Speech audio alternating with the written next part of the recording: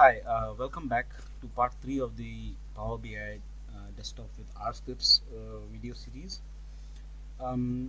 Just to recap from the last two videos, so basically we in the last two videos we saw how to load a CSV file, how to filter the data from the CSV file using basic filters like the page level filters, the visual level filters.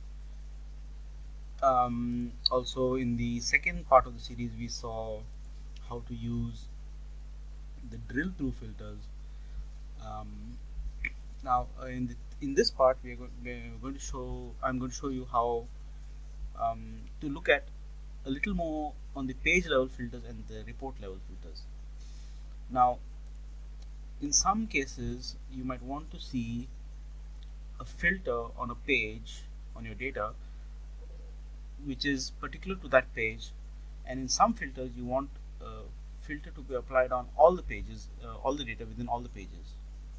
For example, let me make another page over here where you have the data um, on the transmission, um, um, and in that data set I will have the manufacturer, the model, and the transmission type. Yeah? So if you see here, each model's transmission type is also displayed for each of the vehicles. I don't have the class mentioned here, but what I want to do is I want to show um, I want to filter for a particular type of manufacturer in this page and for a particular type of transmission within this page, but they will be independent of each other, independent of each of these mileage and the transmission sheets on the pages.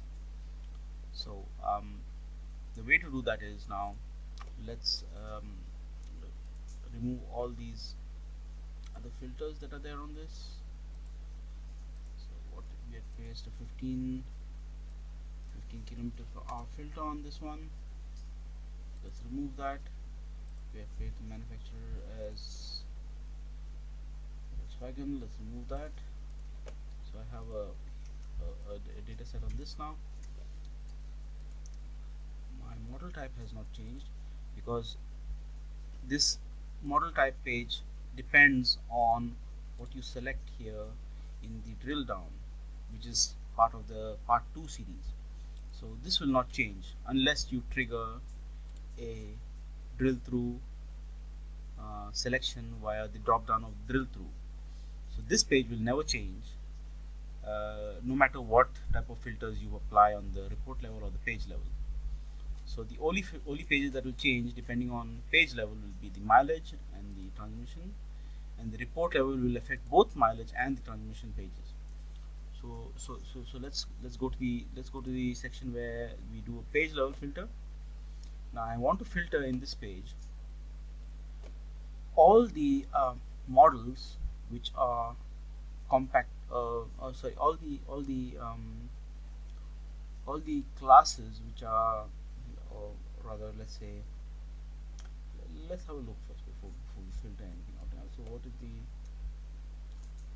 okay? So we have a four-wheel drive, we have a front-wheel drive, and we have a rear-wheel drive. So let's look at the drivetrain of the vehicle. In the page level filter, I want to filter out all the four-wheel drives. So I get this list, but you see that this list has not affected the list of vehicles here in the transmission section, nor has it affected the model type. So as I mentioned, the model type, which is based on the drill through filter, will only be affected if you really right click here and drill through on this, so if I select now the model type here, okay, I will see a change in the model type. It will show me the actual model type for the Land Rover manufacturer, which is now because I selected the Land Rover SUV here. um, and now it's showing me what model types are within the Land Rover, which are um, four-wheel drives. Yeah? The transmission page has not really filtered for anything here, so it's showing you all the manufacturers, all the models, and different transmission types. Now, as I mentioned, the page level filter is independent of whatever happens within the individual pages here. So if I need to um, filter out only the class of the vehicle, so here I can select all the compact classes. So all those vehicles which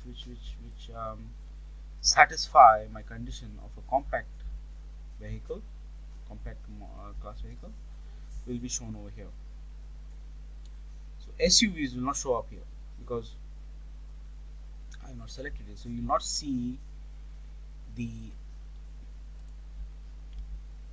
Jeep manufacturer, the Land Rover manufacturer in the transmission page. Now, so this is the difference between using page level filters versus report level filters. So now let's go to the report level filters. Now suppose I go back without remove all this page level filters nonsense, and I want a filter which shows me all those vehicles which are SUVs, and what is the transmission type of the vehicles. Yeah? So the way to do that is you go to the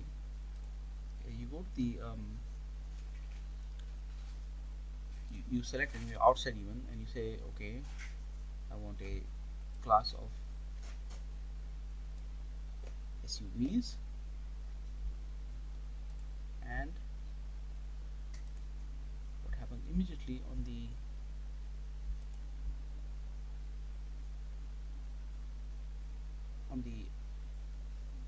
transmission page is also everything that is an SUV is also selected here. So you've seen you have Chevrolet, Ford, Jeep, Land Rover, Lincoln, Mercury, Nissan, Subaru, and the Toyota, and you see all those data sets here also. But all this information gives you is the manufacturer, model, and the transmission. So you have the Nissan brand, you don't see Volkswagen here in either of these series, because I only select this SUVs, and there are no Volkswagens with SUV brands inside here. So that's the way the report filter works. So if you see here, I have in one page when I applied the report level filter and I selected SUV, the transmission page just copied over the same report level filter that was applied on the mileage page and filtered for the same data within the page. Now this brings a lot of with this setup you can actually do a lot of modeling type of work on this. Now, for example, you can using your various type of filters that you apply here, you can model certain sections of the data, apply your model on certain sections of your data, and predict. For example, if you're doing some sort of prediction type of modeling on say what kind of drive class that you use, or what is the mileage that what you expect from a particular drive class, then this page can be used as the modeling for the drive class, whereas this page can be used as the modeling for the transmission type, as another as a third variable or a replacement variable of the drive class. So in one area you can actually keep one variable constant, that is the SUV class, which also affects another data set and model based on other different variables inside the data set. So the next video will show you something similar to something using the R scripting language to do some sort of modeling framework as explained in the in part 1 series. So thank you for your time, and see you soon.